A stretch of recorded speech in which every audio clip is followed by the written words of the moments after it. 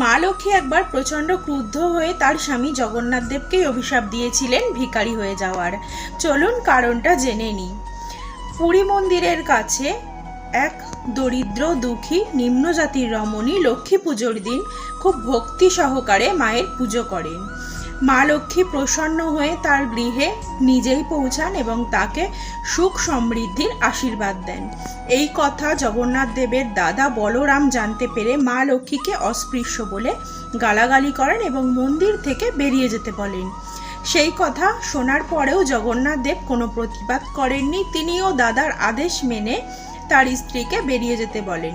মা লক্ষ্মী তখন কাঁদতে কাঁদতে জগন্নাথ দেবকে বলেন, বিনা কারণে আমাকে তাড়িয়ে দেওয়া হচ্ছে তো, আমি যখন থাকবো না তোমাদেরকে না খেয়ে থাকতে হবে, এক দানা অন্নও জুটবে না, এমনকি ভিক্ষা করে দিন কাটাতে হবে। তারপর মা লক্ষ্মী মন্দির থেকে বেরিয়ে গিয়ে তার 8 জন বেতালকে আদেশ দেন রাতে মন্দিরের সব কিছু লুট করতে। সেই 8 জন বেতাল সেদিন রাতে মন্দিরের ধনসম্পত্তি, অলংকার এবং খাদ্য সব কিছু লুট করে নেয়। জগন্নাথ দেব এবং বলরাম ঘুম থেকে উঠে দেখেন তারা ঠান্ডা মেঝেতে শুয়ে আছেন, মন্দিরে কোনো খাবারও অবশিষ্ট নেই। শেষে তারা বাধ্য হয়ে পথে নামলেন ভিক্ষার উদ্দেশ্যে, কিন্তু সারাদিন পথে পথে ঘুরেও কোনো ভিক্ষা পেলেন না। তারপর এক প্রাসাদের সামনে গিয়ে থামলেন, সেখানে দাসীদের কাছে ভিক্ষা চাইলেন। দাসীরা জানালো এটা একটা চণ্ডালিনীর প্রাসাদ।